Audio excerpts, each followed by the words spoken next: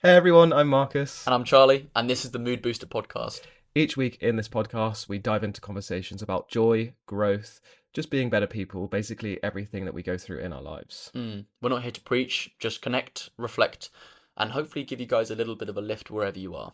Yeah, you can expect stories that spark something, science that makes sense, and basically just a conversation between two friends that feels like you're on a long walk having a lovely chat. This week's episode is on role models. Yeah, we really unpack what it means to be a role model, how we see role models, and yeah, just everything around what it means to be a role model, right? Exactly that, whether it's okay to not have a role model and what it's like to put someone on a pedestal and how that is growing up as well. Yeah. Anyway, it's a lovely episode, a favourite of ours, so we hope you enjoy. Let's boost some moods and let's go. Let's do it. Hello everyone. Buongiorno. Welcome Ciao. to the 7th episode. Numero siete. Yeah, I think you're there, to be fair. Yes, sorry for swearing very briefly there if you're watching on YouTube. Numero siete. Where did you swear? I did the V's. Oh, Yeah. Can't be doing that. Cannot be doing that. Can't be doing Especially if that. we want to get monetized. Monetized. Well, welcome back, everyone. Hi, everyone. How are we all doing today? How are you today? How's everyone doing? How are you today? Absolutely sublime. It is I think it's the hottest day of the year so far. Hottest day of the year. 25 degrees. 25 degrees. We are on a stonking day so Yes, far. we are. It's going to be beautiful. Before we go into the his and theirs and the whatnots and his and And theirs, the highs and the whys. Today's Whys, episode Come on. will be on role models. Role models. Won't it? Yes. Yes. Great idea to talk about role models. It was my mum's idea, actually. Oh, thank you, Tracy. Thanks, Tracy. Coming in Tracy, clutch with coming the in idea. Clutch. Okay. But yeah, That's what we're talking about today. it is indeed. First of all, how was your week Oh, slash weekend? you are good. Yeah. Thank What have you. you been up to? Talk to me. Nothing much. Just turned 25. NM, Developed NM. my prefrontal cortex completely. Nice. What else did I do? Congratulations. Welcome to the overs category on the X Factor. Yes, I'm now, rather than single, unmarried, according to Felix. Oh, unmarried. There you go. Mm-hmm. You are No, I've had a fantastic week. Thank you for asking. sublime. I don't even know where to begin. I'll start on the weekend Mm-hmm. because that was my birthday. Watched the London Marathon, which do you know anyone who ran that? Do I know you know anyone? anyone? Ran the I'll have to London come Marathon. back to you on that one. I think Yeah, I know a couple of people. Kelly Brook ran it. Kelly Brook. Well done, Kelly Brook. Yeah. Who? Kelly Brook. Kelly Brook. I shouted at Kelly Brook actually. Yeah, was that when you were running? We can unpack that. Yes, when I was running. But anyway, pray do continue. No, pray do continue, please. So yeah, I had breakfast in the morning on Sunday See, on my birthday. Went to watch the London Marathon, which was an elite day. muy bien. God, there's nothing quite like watching a race like that, which makes you want to do it. On the day, you see it and you're like, let me get involved. The inspiration is that insane. Quite egotistical to be like, let me get part of this or not. You see all these people absolutely just being machines, Yeah, regardless of whether they're walking, running, sprinting, whatever. Like doing the London Marathon is so inspirational. yeah. When you're on the sidelines, the energy is just electric, and you're absolutely on fire as a spectator. It's just you can't put words to how sort of inspiring it is. Well, most years I spectate because you can't get into London Marathon. This year I was running it, but yeah, when you're on the sidelines, I run every day. Even still, I'm like, this is just inspiring me. I need to do more with my running. So yeah, if you're not running, I spoke to a couple of people at Run Club on Monday. They were like, it's just made me want to come to Run Club more and do all these things. I was like, amazing. yes, it has. I think so on Monday it was a packed run club, wasn't it? People were coming from all sorts of different places and here, there, and everywhere. here, there, everywhere. I think that was an exact representation. It just boosts people's mood, but also just No way. That is a local. wow. Imagine we called that. No, but yeah, no. I just think overall watching the marathon, está loco. Está I loco. think Esther's wrong. Esther's the wrong word. Yeah, who's Esther? Who's Esther? Es loco. It's loco, I think. Es muy loco. Crazy. Es muy loco. ¿Qué pasó? Regardless, watched the London Marathon. Fantastic time. Muy bien. And then the real spectacle of the weekend was watching Gladiator in the Royal Albert Hall with the live orchestra live. Raw. Live orchestra live. The Royal... I always get this wrong. Do you know the Royal Philharmonic? Do you know what they're called? No. Sorry. You're instantly wiping yourself off I've all got sorts. no idea, sorry. I'm not going to even I'm try. not the guy. I think they're called the Royal Philharmonic Okay. Orchestra. Nice. I think that's right. My word, it was phenomenal. Phenomenal. I know I've sent you a few videos and talked to you a little bit about it, but just the Tell me depth more. of what the orchestra have. So it was the extended version of the film, so I got to see more Gladiator than I've seen before, which was first off great. Your favourite film? My favourite film, one of my favourite films of Being all with time. your ancestors. I guess let's say that your dream ancestors. Dream Yeah, ancestors. I was trying to find a better word for dream, but like if you could, yeah. Your Your role models, my I true guess. role models. Yeah. We were too early with the segment. No, we need to dial it back.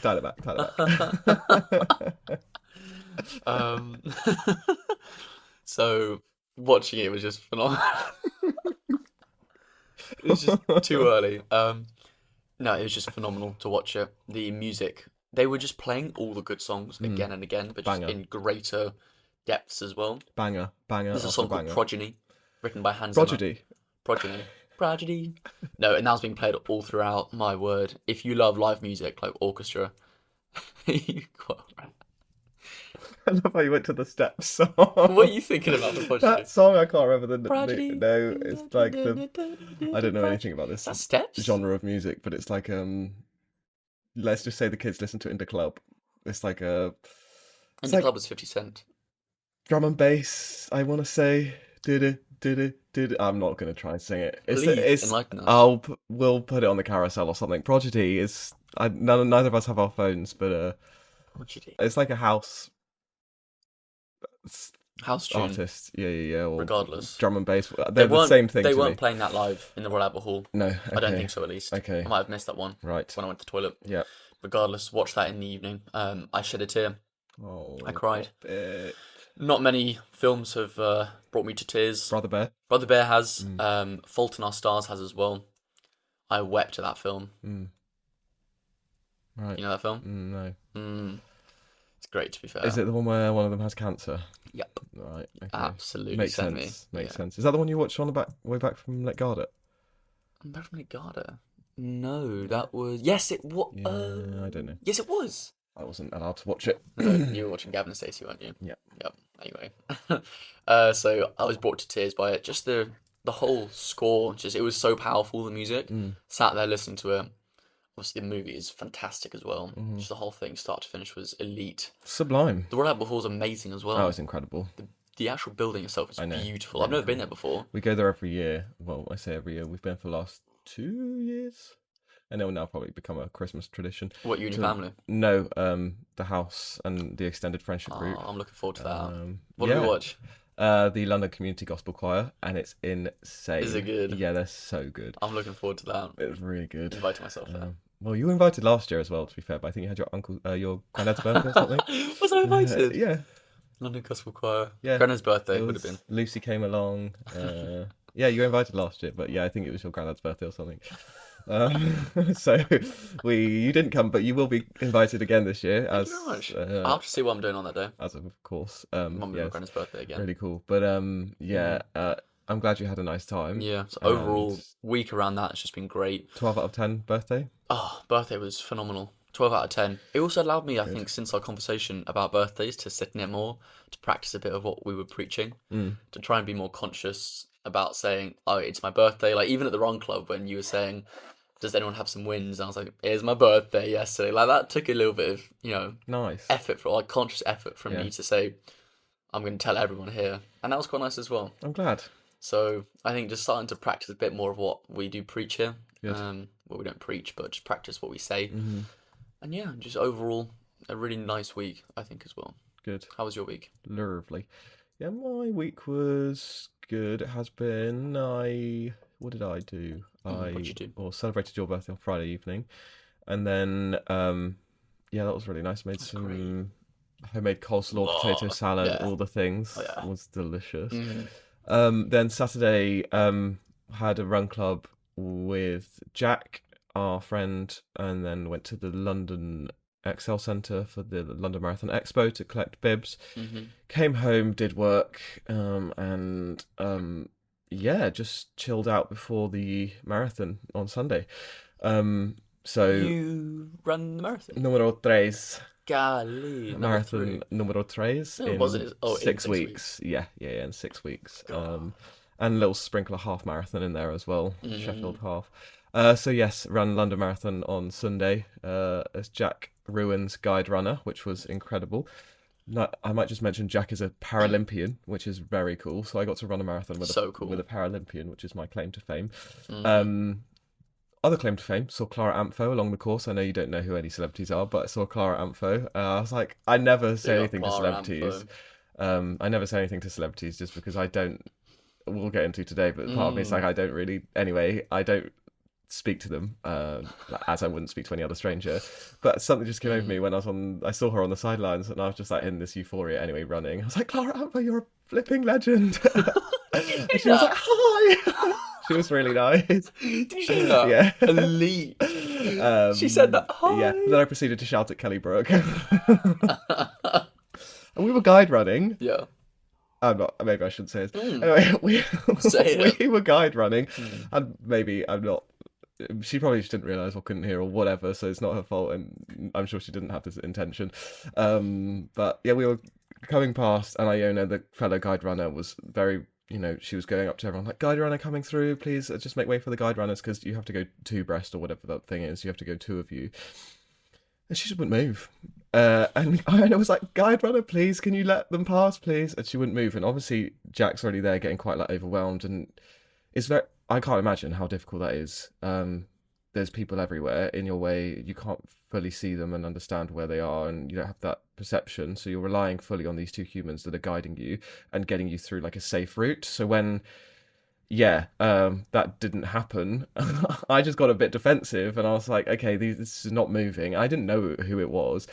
I just turned around and just saw this person vlogging, and I was like, excuse me, we were trying to get through, there's a guide runner here. And I looked, I was like, I recognise that face. I was like, oh, I just shouted at Kelly Brook because she was too busy vlogging. She wouldn't move for us.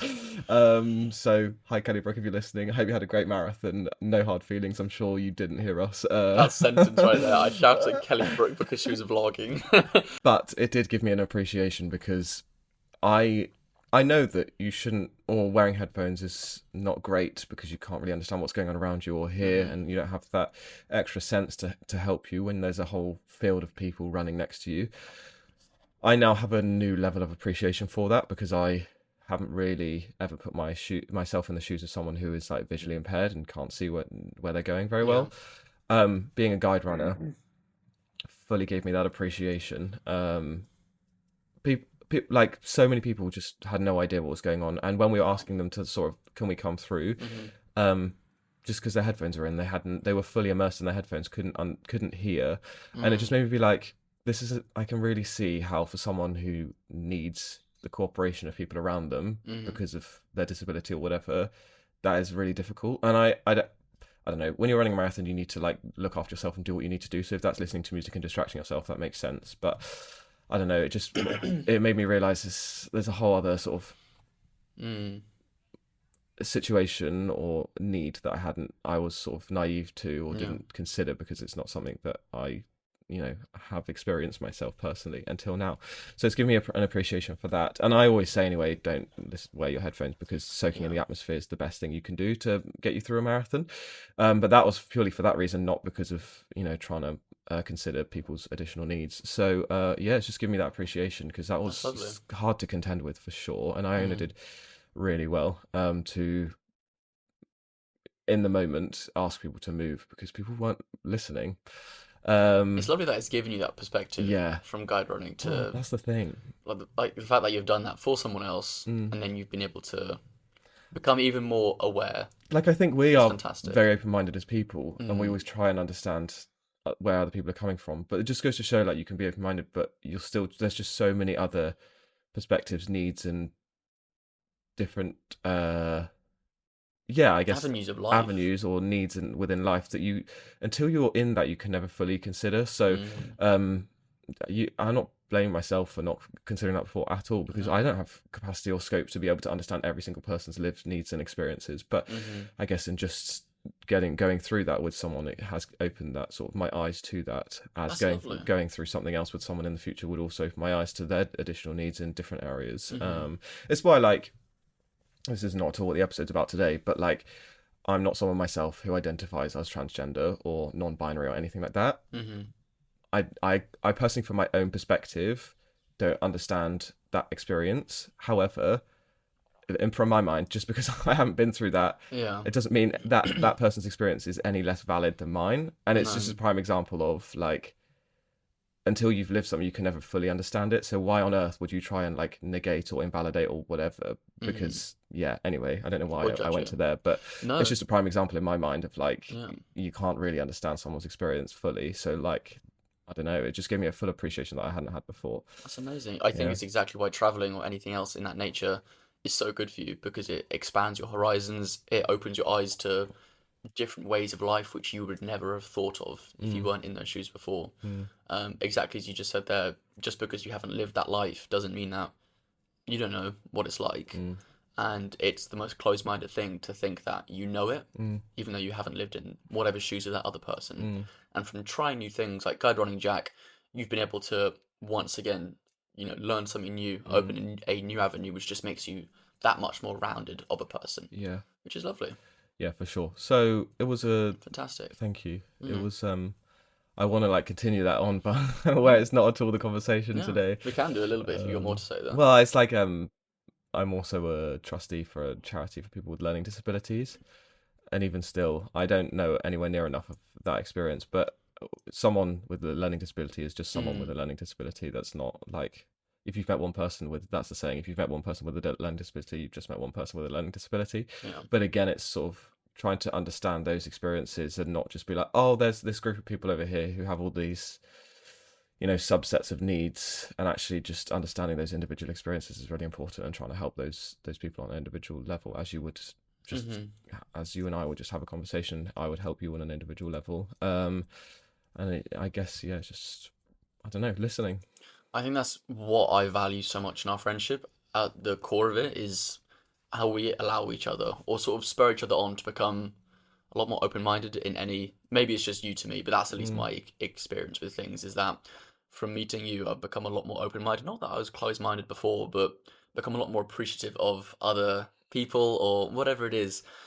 Just knowing more and more that I know less and less, I think. Yeah, exactly. And that I think we don't know anything. We don't know. I don't know a bloody thing. So why would I try and act like I do? Or judge. Yeah. I was watching something, it was quite funny. It was a video, I can't remember the name of like the thing, but it was quick interview or quick arguments or quick conversations was the sort of name of the clip. And there were these two guys sat there, and there was the interviewer, and the interviewer says to the guy, he was like, so you were born a girl and now you're a boy. And then the boy was like, yes. And then the interviewer says, are you happy? And then the boy says, yes, I am. And then the guy next to him is clearly like a sort of, don't know, Jehovah's Witness or some sort of Christian. I'm not sure who he was, but he then starts to speak, well, Jesus, and then like starts, and then the interviewer says, can it? That's enough. And then it stops there, and just basically the whole thing is, if you're happy, that's fine. End of argument. Yeah. As long as you're happy and not harming anyone else. Exactly that. Being happy. It's a bloody good rule to live by, that's isn't kind it? of the expectation Why is there anything more necessary there? Yeah. It's a good rule to live by. It is a good rule to live by, and it's a good sort of mantra to model as a person, I think. I think it is. Yeah. I think it is. Be kind if you're not hurting anyone. Yeah. I would look up to that, I think. I think so. I think if there was someone who lived by that, that would be someone who I'd want to have as a role model. Oh, really? Yeah. Well, it's funny you should mention role models. Why is that? Because today's episode, we're talking about role models. Oh, gosh, we got there. Ha, ha, ha, ha. Great work, everyone. That was fantastic. We got there together. We planted that seed and let that one just simmer, didn't we? That seed was simmering. And now we've got a nice little plant here. Simmering seed. That we can go into. Go into. I was going to say something, but it sounded weird in my mind. So role models. It's an interesting one, isn't it? It is an interesting one. I think you and I share. We were talking about this yesterday, and we were like, "Okay, let's talk about this, but also like not hold off because we share lots of views, but also maybe have different, come from different places, maybe earlier on in life or whatever." So I'm excited to see what we delve into today. It's probably quite important for us to be talking about role models as well. I know you mentioned it yesterday, and I'll let you speak a little bit more on it, but from the episode on compliments, and when we were reflecting on that, a lot of people were complimenting us from the whole podcast, saying that we were inspiring them. And I know you were saying it, and I very much resonated with the fact that it's quite uncomfortable to say that. Oh, God, yeah. we inspire people or I inspire someone, it feels quite arrogant to say that. But as I literally said in the previous episode, dropping that, sitting comfortably in the pride to know that I'm inspiring someone. It's really weird to say I feel like a role model, because even that, it doesn't feel comfortable to say. Yeah. But inherently, I think what we're doing here, not to try and be role models, but just setting an example for each other and ourselves, hopefully can lead us to be a good example of other people who might be searching for something like this. Yeah, I think you're completely right. What you're saying is topical for us right now, because people have literally messaged us saying, like you've said, you're inspiring me, not only for like what we're doing with our fitness, but like just in general, mainly the podcast and how we're talking about what we want to be talking about, and we are chasing something we believe in, not only on the sense of our conversations and how that's inspiring for them, but also how we want to do something, and we're just sort of doing it and finding time to make it work and putting all of our resource into that and following a passion. And that is what they've also said. Now, like you say, that was difficult because that feels uncomfortable to be like, oh, I'm someone's role model. Like, that's just awful to say in my mind. But as you said, we literally said 2-3 weeks ago, someone's complimented us. That would be doing a disservice to ourselves, but also to them and their words and their choice of words that they've proactively decided to say to us. To ignore that or negate that or invalidate that. They've chosen to say that to us. We should try for ourselves and for them to sit with that and be like, okay, I am someone's role model, and whatever role model means to them, that's what they see us as, and that's lovely. And yeah, if I'm being self-indulgent or taking away any sort of like fears of, arrogance or whatever, that's incredible actually. And we should be very proud of ourselves that we are acting in a way and putting ourselves out there in a way that inspires people, and that's wonderful. So I think that led us today to, and just again, we have messaged and replied, but thank you to those people. That's a really wonderful thing to say to someone. So sweet. And also, I think to give yourself the vulnerability to say to someone, "You're my role model." Like, I think as the person saying that also is quite like a vulnerable thing to say. So that's really lovely, and I'd bounce that back to you. You're showing strength and you're communicating well yourself by being able to say that. But exactly. I think for us, we just wanted to sort of, we've been hearing that. We're not talking about ourselves today as role models, really, but that's sort of where this has come from potentially in part, and why we thought, actually role models are really interesting to unpack, and what does that actually mean? Because obviously, like for us, we felt uncomfortable about that. But okay, well, why is that? Because we define them in a certain way. I also think, just I don't know if you want to speak on this, but I know you've been mentioning, which I fully agree, about sort of the adolescence program and the sort of trends or what we're seeing with young people at the moment. I don't know. I've not actually seen adolescence myself, funnily enough, but the premise. I do know enough about it from just speaking with people about what it's about. It's very, very topical currently, with themes of masculinity, or what young men are experiencing, or what they think of they need to be when they get older, and with certain characters online spreading very loudly, maybe it's a slightly more toxic view on what men should be, or who we should be as people as we grow older. I think it's becoming ever harder to navigate who you actually are, especially in this world of a lot of noise on social media. And I think, not that we're trying to set an example, but as you said, us just being us on here hopefully allows us to sit a little bit more confidently and allow people to maybe have a bit of a different view on what it is to be a man, but also a good person, to just speak about how you're feeling, where you want to be in life, what life is right now, the good, the bad, the ugly, all these things. So I think it is quite topical in terms of just, themes of masculinity, those toxic themes maybe. What do you think of masculinity coaches? Oh my God. That's just come to me from what you're saying. Masculinity coaches. I've got mixed views. Mixed views. I mean, the automatic answer is just to slam them instantly. I'm trying to be a bit more introspective here. What do I think of them? I actually met one when I was in Thailand. It was the weirdest thing. I was sat in a restaurant and this guy had like 3 or 4 ladies with him. He was sat there eating breakfast, and I don't know how, but we just started a conversation. No, I saw him in a restaurant. He was down on my dive boat. I wasn't teaching him to dive, but I think a fellow dive master was. He then struck up a conversation about something. Ended up speaking to him when we were driving back from the dive.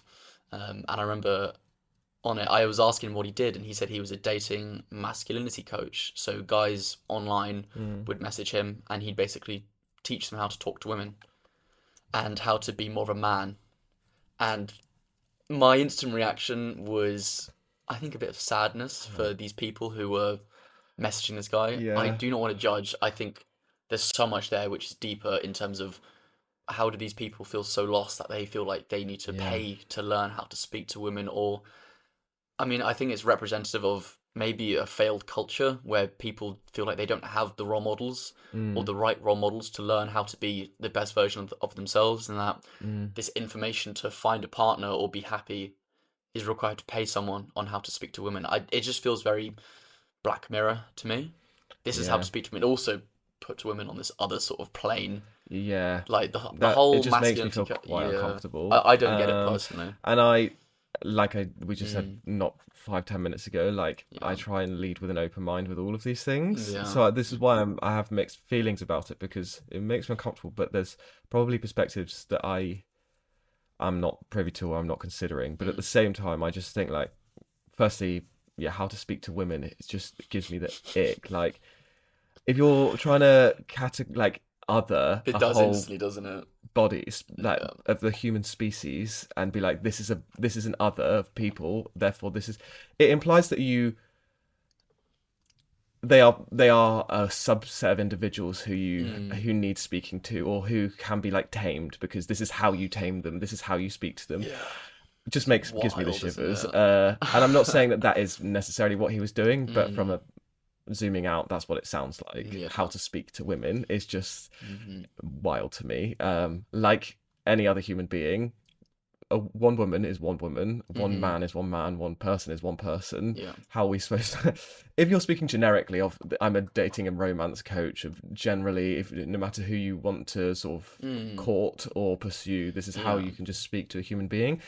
I can maybe see how that is beneficial, more so. But if it's a man who's like, my clientele are men who want to speak to or find a woman, it was very much that angle. I don't know. It was very much that. He was like, how to be a better man, how to I think he was even talking about testosterone, all these things, all the sort of buzzwords about be a man, I'm going to teach you how to level up your mindset and get a hot woman. And it's like, Jesus, let's just step back here, buddy. Relax. Relax. I think overall, masculinity coaches outside of sort of a romantic sense also, I still am not sure about. Again, I just don't know enough, maybe. So maybe I should stop there, and that should be the end of my point. But I think the bigger question should be, why do these masculinity coaches exist? Why is there that gap in the market in the first place? Is it because there are these views, there are these really loud voices on the internet about what masculinity should be, so they're leveraging that to be like,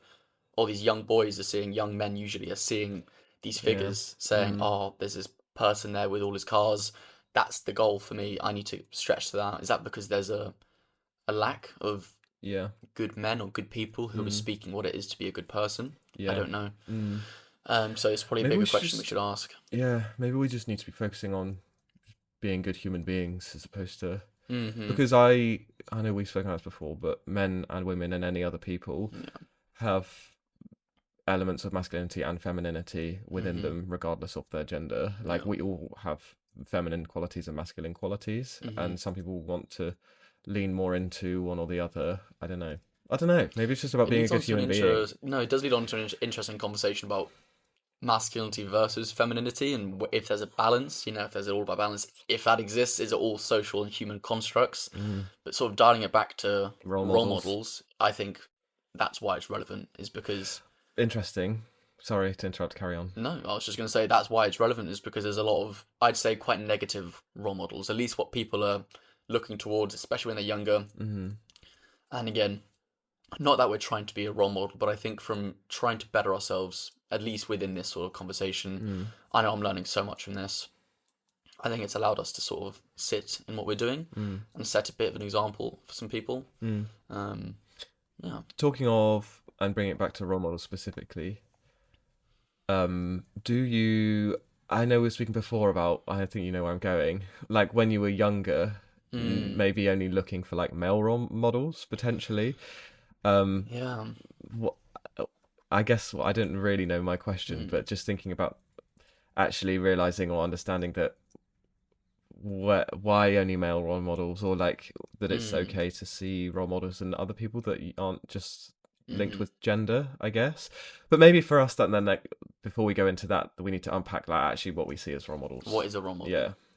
Because I think we should start there, but I think it's an interesting point because I know for myself, again, we'll go on to this. I've never had one role model, but you know, as when that. But like, what is a role model to you? So I struggle with the term role model because I'm someone who, and I don't know if this is part of my brain differences or whatever, but I kind of see everyone on the same playing field.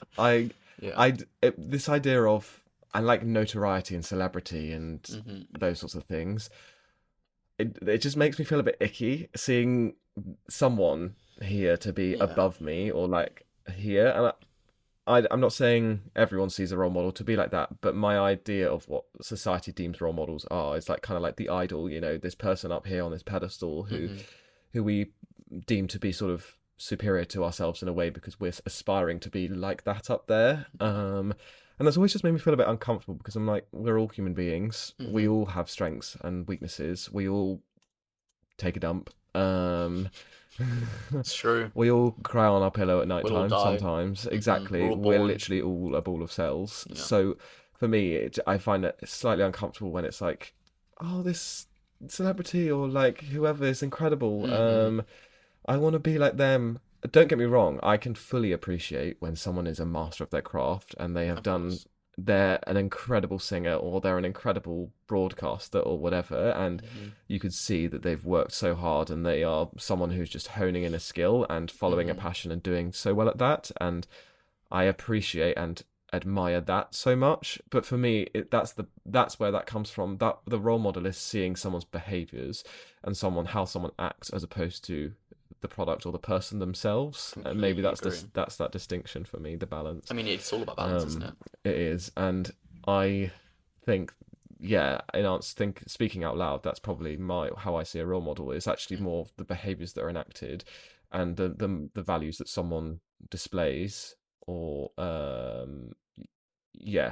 lives by, as opposed to this celebrity and that they can do no wrong and whatever they do, I see them to be faultless because, you know, like the Taylor Swift stan culture or Ed Sheeran stan culture, or I don't know, people that Donald Trump, like Donald Trump is. I mean, we don't need to go into that, but you see what I mean. I completely agree with you.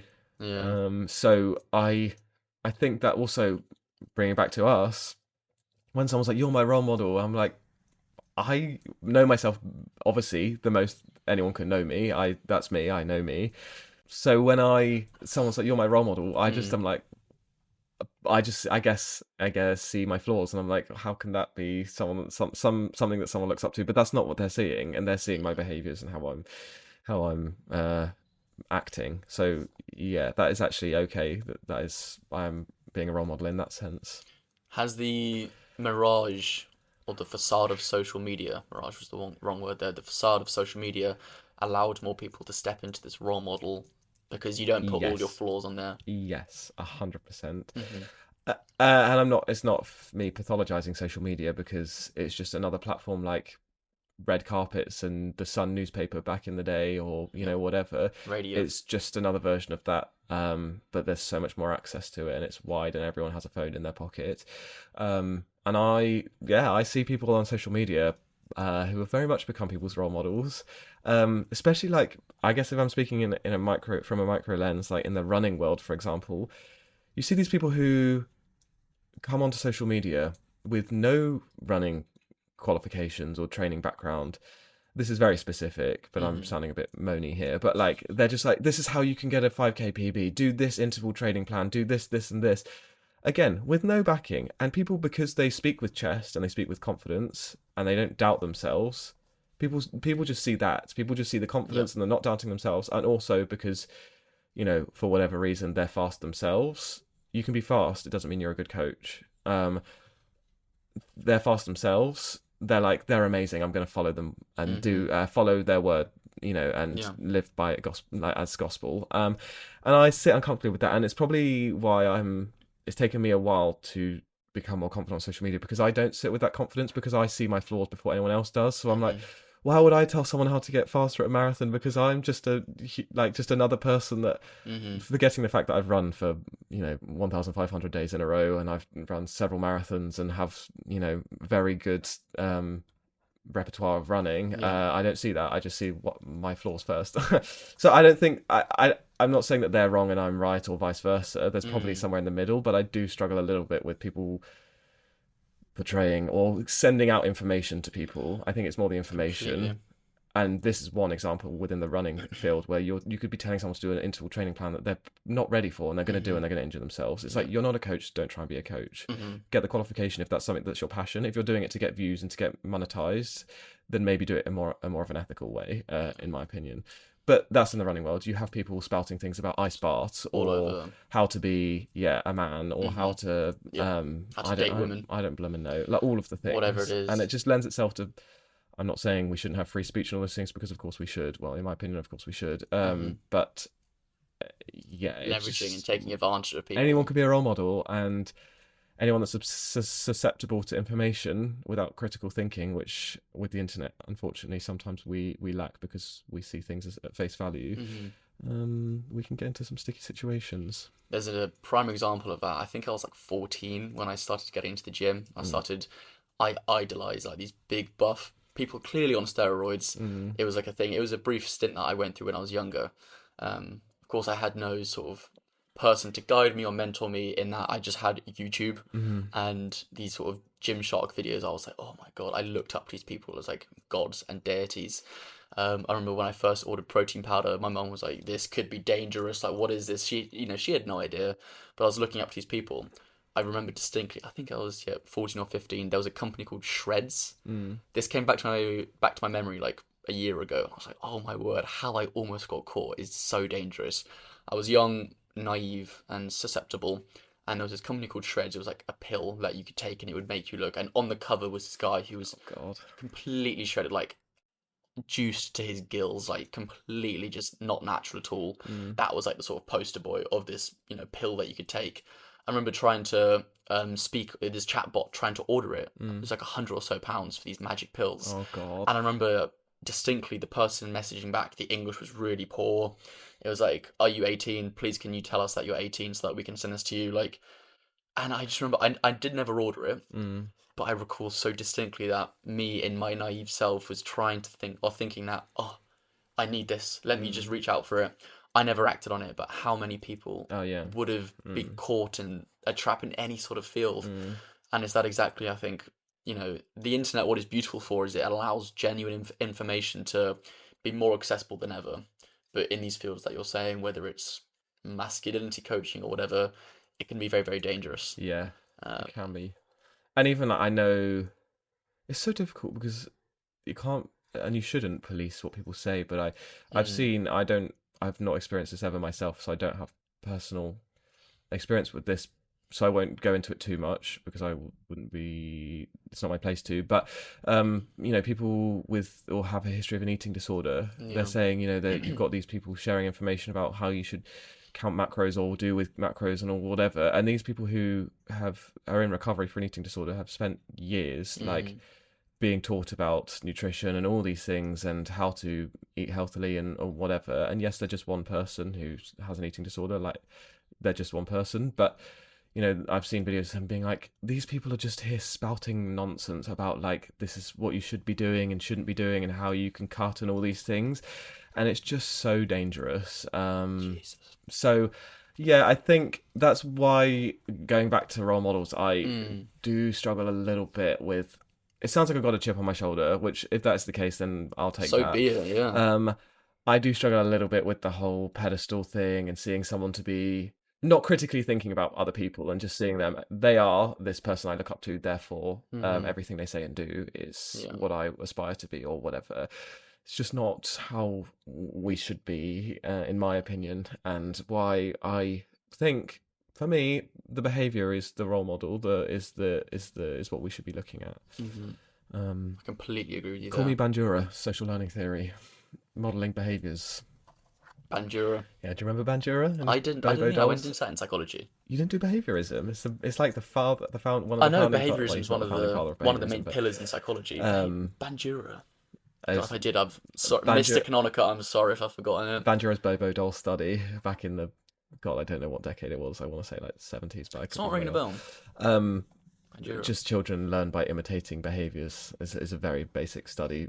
Well, it wasn't basic, but these infants were watching this novel situation, this like Bobo doll, which is this giant doll in this room, and these adults came in, or these models came in, who the children saw, and the adults came in and started hitting the Bobo doll, and then immediately the children were let free into the room, and they did the exact same thing, and it was just like a basic example of how we learned via modeling and imitating modeled behavior from our models. Interesting. Yeah, so I just said call me Bandura because I'm talking about modelling behaviour. Okay, so just before I want to go into this, I completely agree, by the way, with the whole role models, never held someone on like a pedestal either. In terms of modelling, are you saying that for role models then we just copy people when we're younger? Or whatever they do? Or I can't remember what part of and where this came into social learning theory along the timeline of the theory, but I know this is part of it. But the people we model, we're more likely to people we look up to for their modeling behavior to imitate. We are more likely to do that when there's familiarity and similarity with those people. We feel connected to them because potentially we see ourselves in them, and we therefore, and this then goes into sort of later development, childhood and adolescence as well.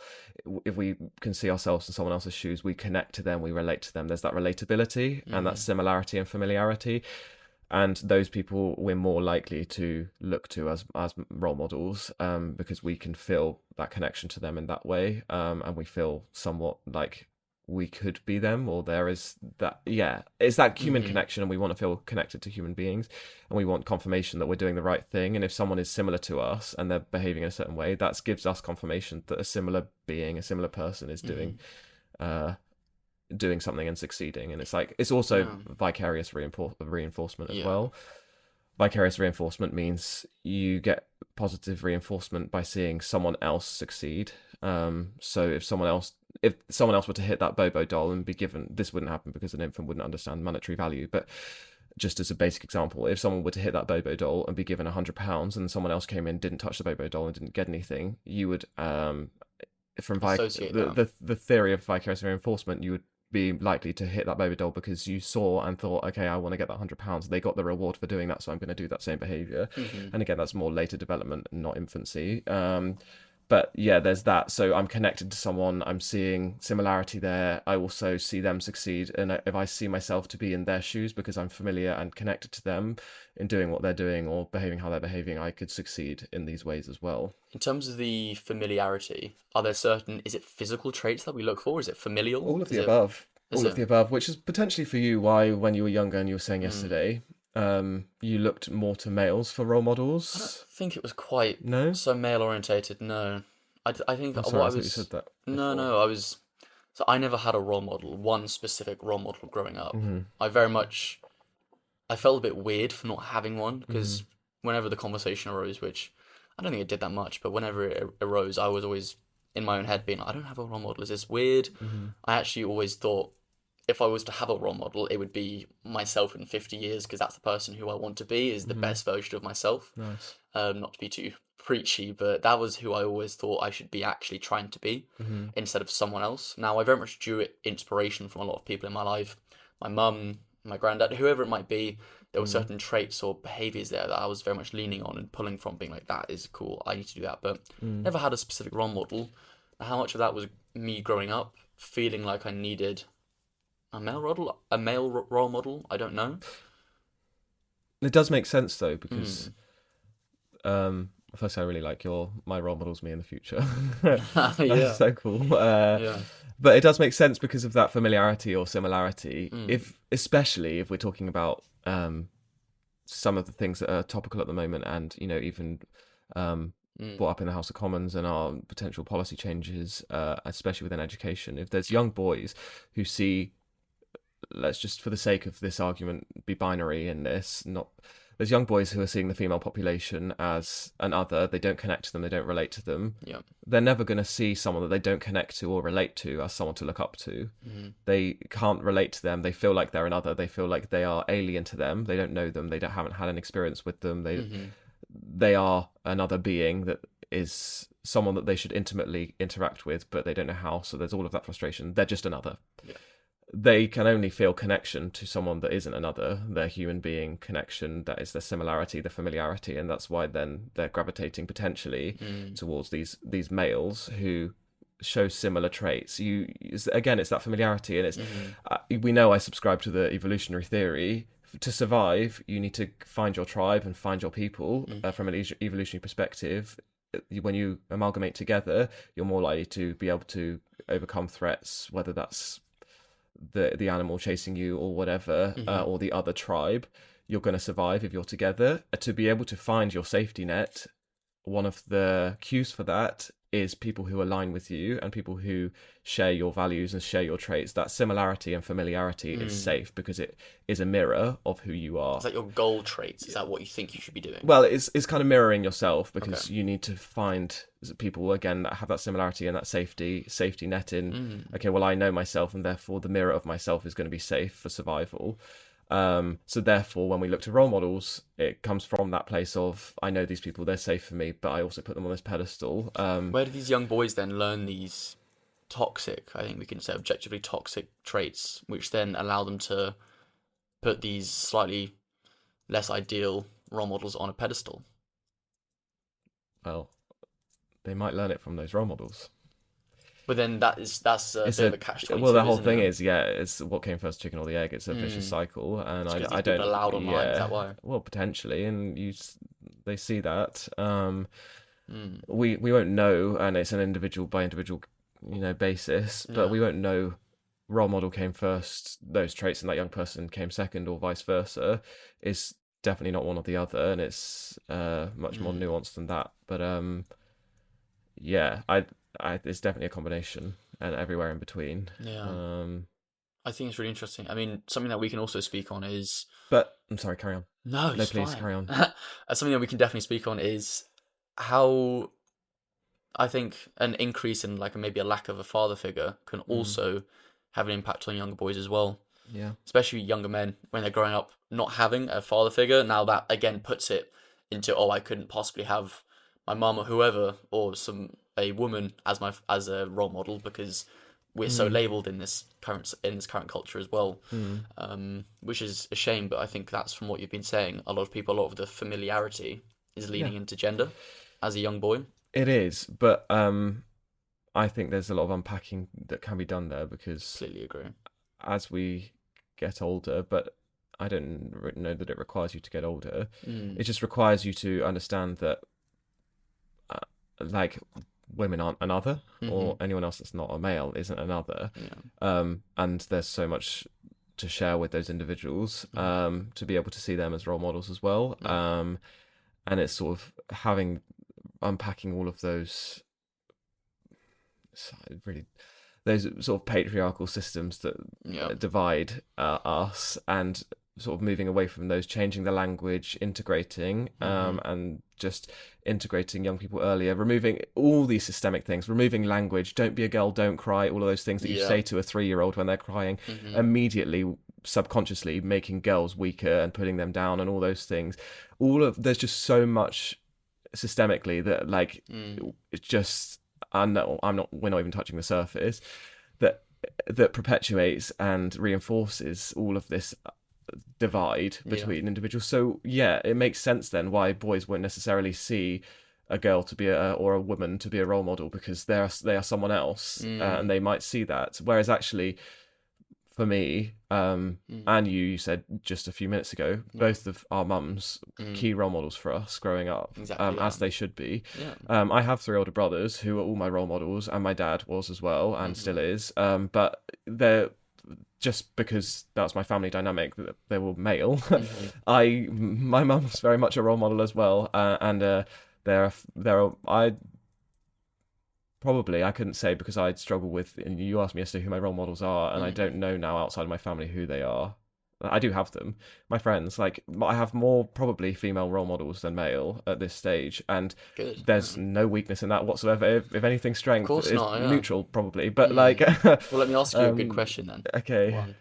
If you had to be in a hot air balloon with anyone, dead or alive, for 30 minutes, who would you choose? 30 or 30 minutes is all you get. You get to pick their brain. That's such a hard question. Do you know your answer? I do, myself. I need a minute to think about it. It's like when we cut it from the episode, but we did a quick fire round on the first ever episode or the second episode of like quick fire answer these questions. This is a classic one of those questions. Yeah. And one of the reasons we cut it because it took about 10 minutes to answer every question. I don't know. Interesting. Who would you say? Steve Irwin for me. Oh, of course it would be. His views on just such the absolute sheer rejection of anything material. I remember there was that clip which went, I think, viral. He was saying, "Give me any money and I put it straight back into the land for the animals." I think it's just such a cool way of living. I think I might have even said that on this podcast so far, but yeah, that's actually ringing a bell. But yeah, for me, I'd just love to speak to him more, learn more about that sort of real, amazing connection to the earth. I think that's amazing. I don't know this is my final answer. Sorry, okay. I was listening to you. No, I was fine. Also trying to think of my answer. But you have also spoken to me about your passion for Steve Irwin before. So. Cool. I think he's wicked. Oh, Jesus. I don't know that this is my answer, but I just can't think of anyone. I'm not a monarchist. I'm not anti... I'm not also getting involved in that conversation. Where's this going? But I do massively admire Queen Elizabeth II. I think just for her dedication, and I'm not saying she's a faultless person or was a faultless person. Yeah. I think her dedication, her stoicism, her just keep going, her resilience, from an out perspective. And again, this is why role models I struggle with, because she was the blooming queen, and I still am about to acknowledge that she's a human being that has flaws, many flaws. Maybe I just would like to just pick her brains and see where all of that comes from, and like her absolute like her loyalty. I think you cannot. There are faults within it potentially, but loyalty to country, state, all of the above. Over a lot of other things that people. Again, to her fault at sometimes potentially. I'm not getting into. But loyalty, and as we know, loyalty is one of my biggest things in life. I am like, loyalty is like an absolute non-negotiable for me. And just the incredible loyalty that she showed, and dedication and passion. See, even there, the words that you were saying, if we're going back to dialing it back to a lot more of a surface level, the words like stoicism, these are buzzwords that these sort of masculinity coaches chuck out.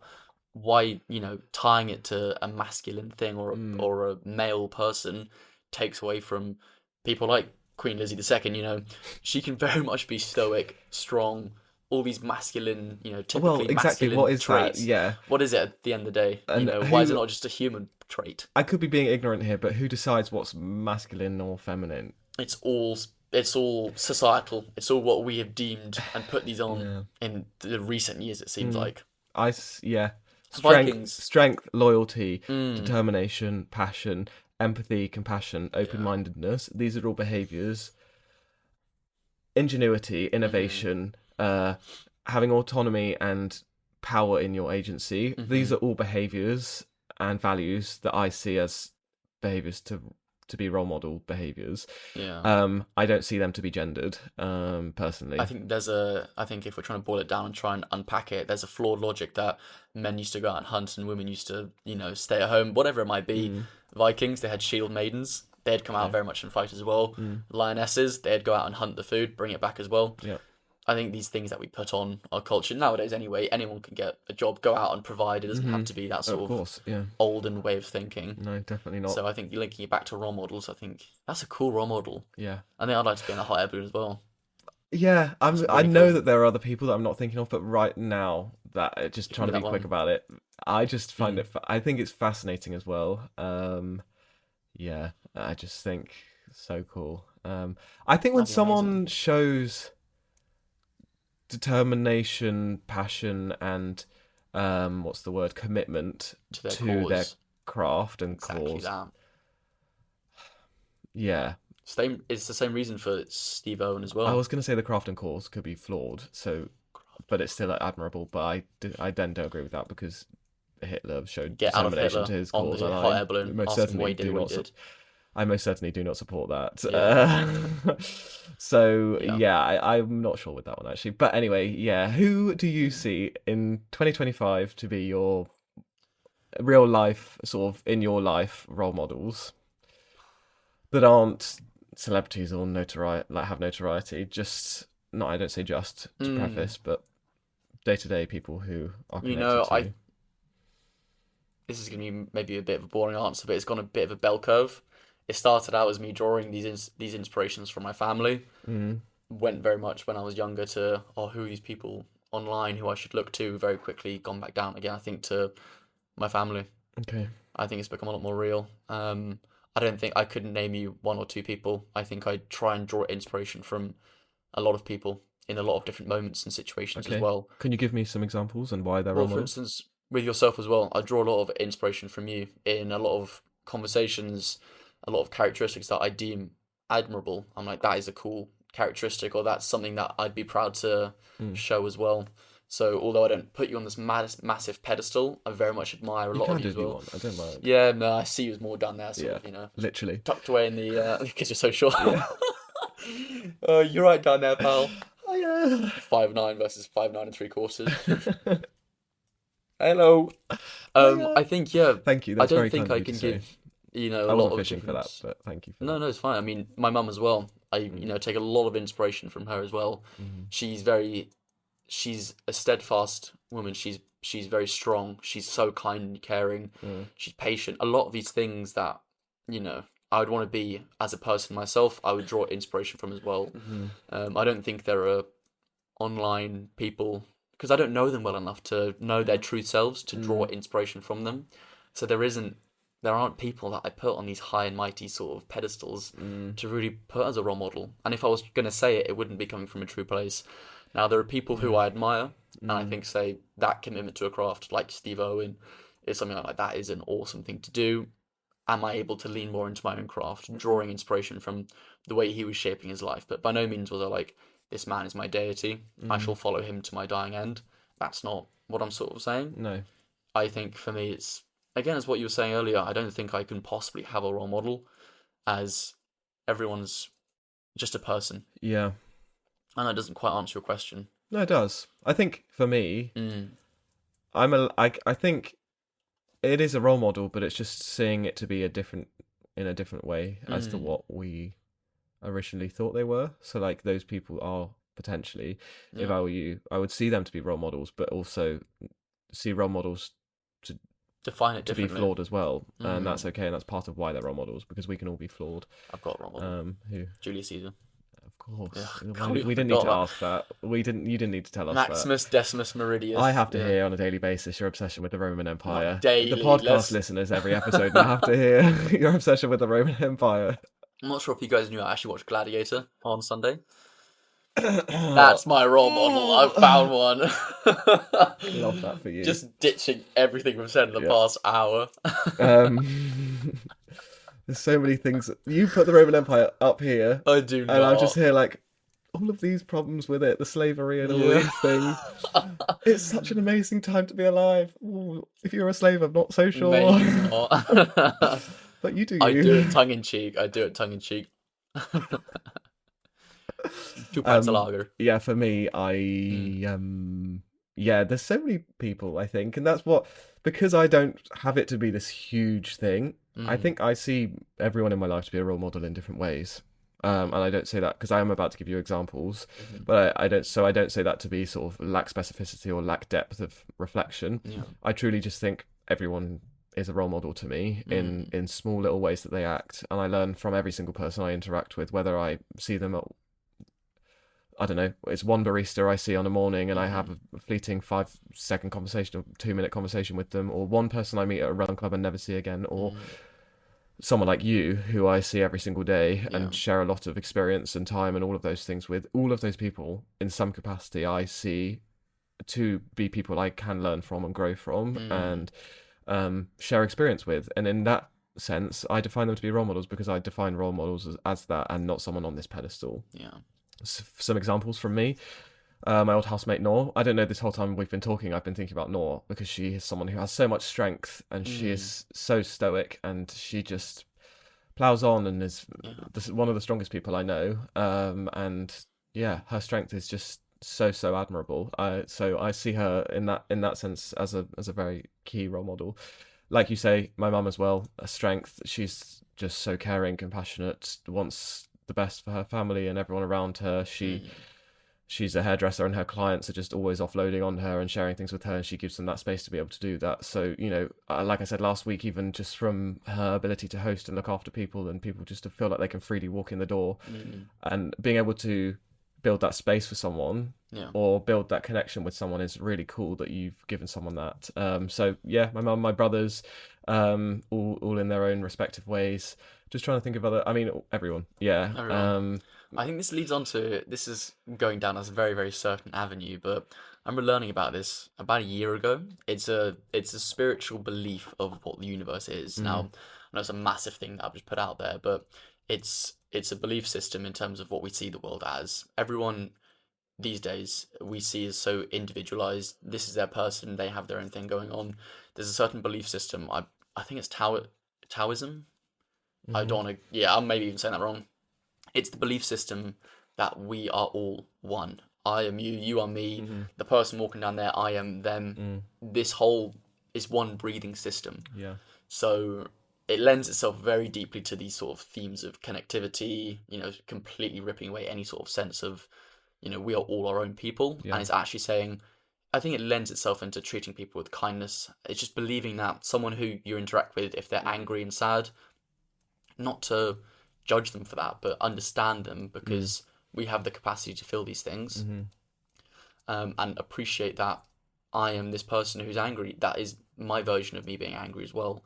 And I think in terms of role models, it sort of puts everyone into one sort of, you know, mixing pot and realizing that we're all just one connected thing. Yeah. We're all one connected species. There's Earth and us. We are all one. It's very sort of spiritual, very enlightened. Yeah. But I think in terms of role models, it's learning from everyone on the streets. So little conversations with barista when you're at a park and you see someone walking a dog. It's what can you learn from this person? What can you admire? What can you draw from them? If it's someone reading a book, appreciate that as well. You know, it's taking away from these massive wins which we see people being quite loud about, and appreciating everyone for their little things. And drawing inspiration from that as well, and knowing that the best version of ourselves is already us as well. That's very cool. Again, I probably sound really ignorant here, but is that like? It sounds quite like Buddhist subscribed. I think it is. I think this is. I do not want to be wrong here. Maybe if I am, maybe I should know. Taoism is a form of Buddhism. Oh, is it? Okay. Yeah, I think so. I was reading a book by Alan Watts.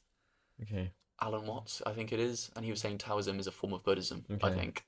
And a lot of that ties itself into Buddhism as well. It's very, very spiritual. We're all on the same level. We're all on the same level. Although we might not seem it or say it, or people will seem like they're not. Yeah. We are all on the same level. And it goes back to exactly what you're saying. We all take a dump. And it's important to, you know, look at admirable traits through the, you know, reflectivity or whatever, the sort of reciprocity that you were saying model earlier. But knowing that you're enough, and sort of striving to always be the best version of yourself. You can take inspiration. Yeah. What you've just said, knowing you're enough, I think, is also sort of reminds me of why, for me, it's important to have the right balance with role models, because we very much have come from a lens of one way of looking at role models, and I do want to see what the benefit to maybe the other, like subscribing to more of like, yes, putting people on this pedestal, Mm. maybe shortly, briefly, but leaning into our viewpoint a bit further, I think when you, what did you say? What specifically did you say that I just picked up on? And knowing that you're enough. Knowing that you're enough, exactly those words.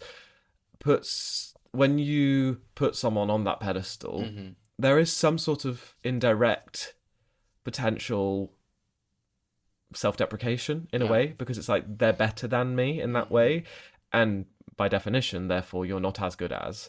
Why aren't you as good as? Is it? And then is that defeatist? It's like, oh, I wish I could, or I could never be that successful. One day, maybe. Or, God, I could never start a business, or I could never have the confidence to put myself on social media and all those things. And yes, there's knowing I don't want to do that is different from I could never. If you don't want to, absolutely fine. But if you put someone on a pedestal and say, that's so cool, I could never do that, there is some sort of self-deprecation or lack of belief or lack of drive there.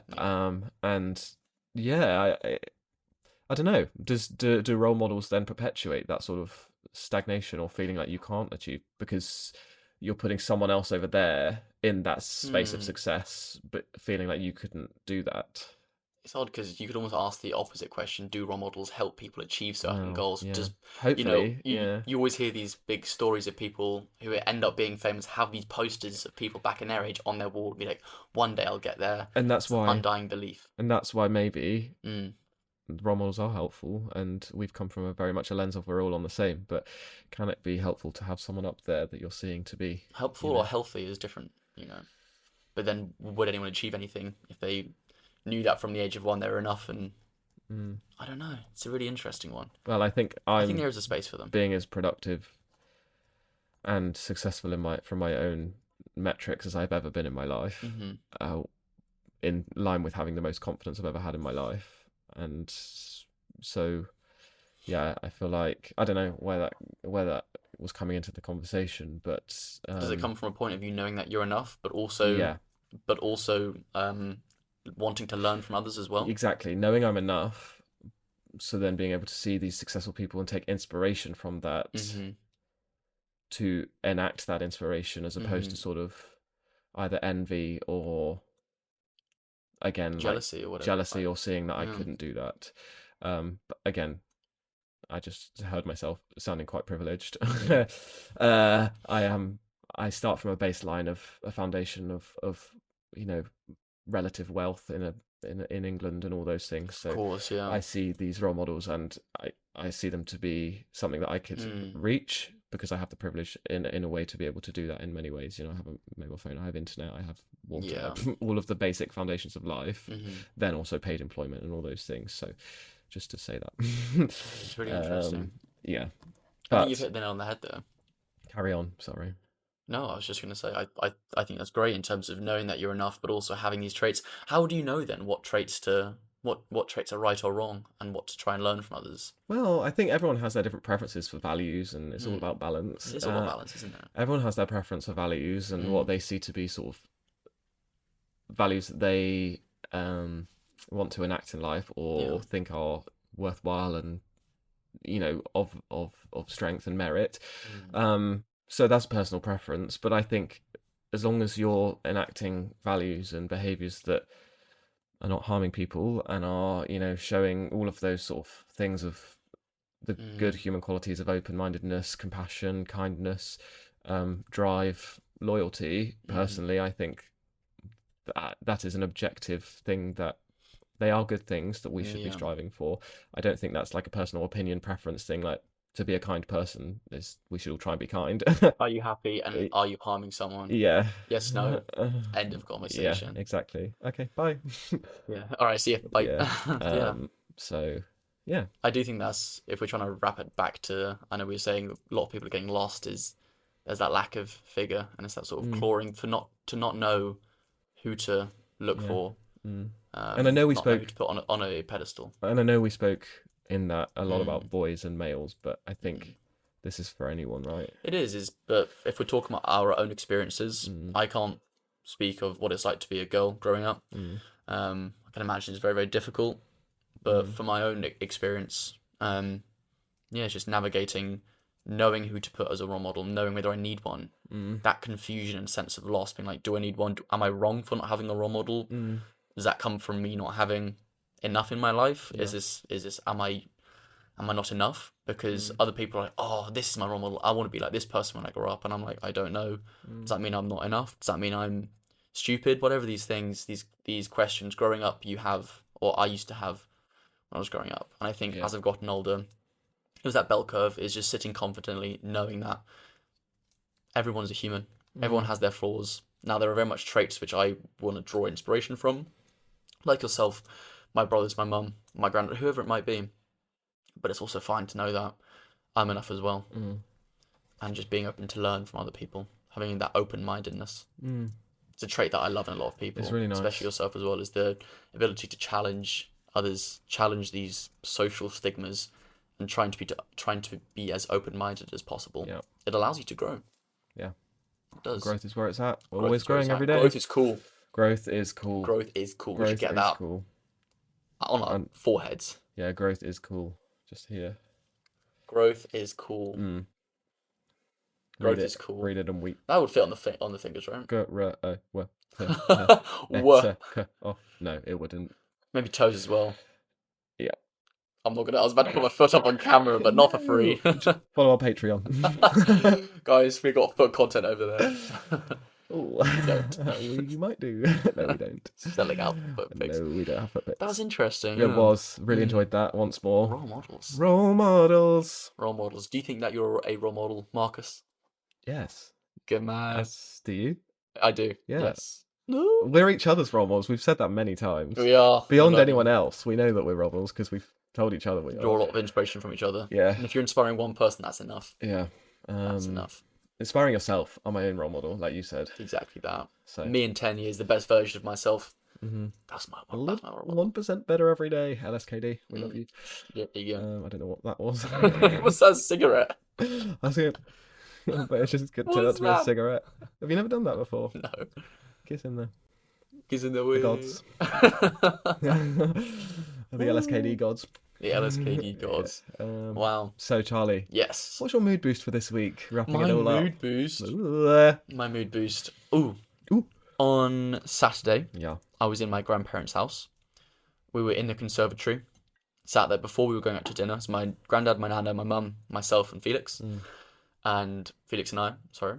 And we were sat there in the conservatory. It was sunny. The sun was coming in. The doors were open to their garden. And I heard birds singing. They were just talking between themselves. And I'm not sure what brought it on, but I just had a moment. It was like a whole minute where this thought came into my mind where I was thinking, imagine I'm 70 or 80. Hopefully these people are still there, but probably not. These people aren't there anymore in my life, which is sad to think, but it could be it most likely is a reality. Yeah.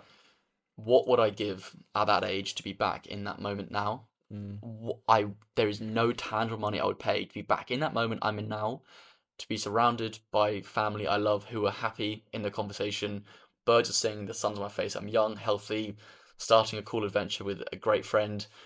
There's everything on paper was just being tick, tick, tick. All that gratitude, it was filling me so deep. I was like, this is amazing. And then I allowed myself to just be in that moment. I was like, I'm here. And that gratitude was so overwhelming. Just out of nowhere it came. And I remember just feeling really happy. I literally said, I was like, guys, this is so cool. They were like, what? They had no idea what I was saying. But I was like, look at birds and that. Felix was like, shut up, mate. He had no idea. But I was just so happy in that moment. I was so grateful. Okay. And that just allowed me to sit there. So that boosted my week. That's wonderful. Yeah, it came out of nowhere, but I it was love lovely. those moments. They're beautiful. We were speaking last week on really trying to do that. Trying to be more grateful. In our success at the moment and just where we are. So that's really nice that moment came for you. That was a tool that I saw online. On the internet. Funny you said that because I literally saw a TikTok last night. Did you? That was saying, if you're having a really down day, don't try and get rid of your down day, but also imagine your 80-year-old self. This is the day that they've flown back to, and this is their last day here. Yeah, and it's your 80-year-old self. It's a great exactly tool, what you've just said. Was it the lady on the subway? No, it wasn't. Oh, everyone's saying it then. Yeah, apparently. Here we are as now, hopping on that bandwagon. Really cool. Yeah, nice. What was your mood boost? I know we say that they can be really small mood boosts, but for me, I just want to share a bit of a big one this week. I, as we know, ran the London Marathon, and I can't. That's not my mood boost. My mood boost is for literally the second I started the marathon up until mile 25. I had this group of people there at mile 25 waiting not only for me and Jack and Iona, but other people. That group of people were the Monday Mood Booster Run Club. Oh my word. As a group, as a collective, with their banners, their giant party popper things, whatever they're called, cameras, just immaculate vibes. And I basically, the second I started, I was like, get me to mile 25, I want to see my people. And I just was overcome with emotion, and I said to all of them afterwards, I can't put into words like this feeling of joy that I have in this moment, knowing that, and again leaning into myself and my successes. This is a group of people, yes, they're all friends and they're all doing their thing within the Monday Mood Booster outside of me now. Like, I'm not part of every single friendship and conversation and all those things, and that's the beauty of it. But this is a group of people who are here in essence, one way or another, because of my doing, and me setting up this club because I believed in something. I believed in the connection. I believed in representation and people feeling safe and all those things. That they were all there at mile 25, then supporting me and helping me, and it was just the most incredible thing. And I was just the whole way really struggling. Also, Jack wouldn't mind me saying, there was some trying times throughout the marathon. Some walking stints, some really like wobbly moments where we weren't sure whether it was going to, happen. And all I had in my mind was just seeing mile 25, this group of people. And I just kept saying to Jack, they're not far away. We just got to get to them. We've just got to get to them. Oh, that's so sweet. I'm just emotional thinking about it. And it was just so cool. And it was just amazing that they were there and you were there. And just that group of people who I guess was my doing, and I'm proud of all of those people and the fact that they were there, and I just can't put into words how amazing it was seeing them. And just I'm not able to articulate it because I can't put into words. Speechless. They were all there, and it was just and it was just the most wonderful thing. And I just loved seeing everyone, and not only that, they were amazing at it as well, and really they came out in full force. We're very modest, we're not the big players in the London Run Club scene, and by nature, I think that's because of potentially who I am as well as a person. I'm not this, again, sounding conceited, but ironically, I'm not like this arrogant sort of in-your-face person that leads a run club where there's thousands of people that go every week or whatever. It's been a slow start, and it's been a club we now have a very strong, good community. And I wouldn't change that, and they're the most amazing. But it still was just so amazing, like, because we're modest and all of those things, and we're like a little community. Just seeing them all there in such a big number, and all of these people who also come, but they're not part of.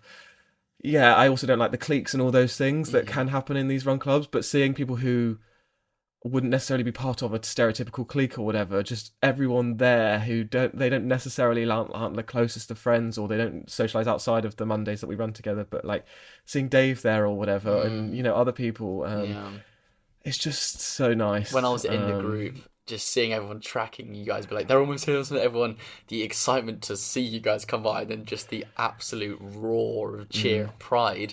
Yeah. The fact that a year and a half ago, 2 years ago, these people didn't know each other, and then in such a short amount of time, there is just such a strong bond and this overwhelming pride for this person doing this thing, or these people doing this race, that you literally are there just like grabbing, hugging, you're setting off these these like cannons, cannons things, and just absolutely go on, run, like, my God, you cannot put it into words. There is no word that does it justice. It's such an overwhelming sense of happiness, and the fact that that's been built by you from nothing, and all these people collectively coming together, it's more than any sort of, as you said, cliquey club or thing could do.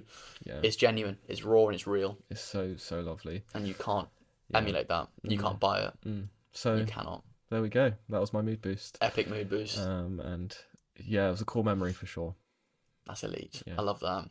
It was a great moment. I remember when you came out, just like everyone running past, sorry. I just remember seeing it like, the cheers and stuff. It was just brilliant. Yeah. It was an elite day. It was an elite moment. Cap. I went to run off and I hadn't said anything. I was like, shit, crap, it's Charlie's birthday. And then I came back. Whip that cap off. Like, there you go. Brilliant. It was nice. Elite. Okay, well. Lovely. Thank you for that conversation. That summarises that one. congratulations for a great episode once more. Congratulations for recording this with me. Número 7. Number 7 in the bag. We're just flying. I'm not sure if you saw, we got an email notification from Podbean a couple of days ago saying, well done, you've done more podcasts than most, or more podcast episodes than you hosts. So, oh, well, there we go. A lovely notification. We are successful. We, in our own right. Stay winning. Stay being role models. Yep. Nice. Frick, yeah. Oh, yeah. Hell yeah. Okay, Right. Well, thank you. We hope you enjoyed. And have a lovely week ahead if you're listening to this on Monday when this releases. Oh, yeah. And we shall see you on the next one. Just so you know, we're moving house, so it's going to be chaotic. And next week we'll probably talk about that. Bye.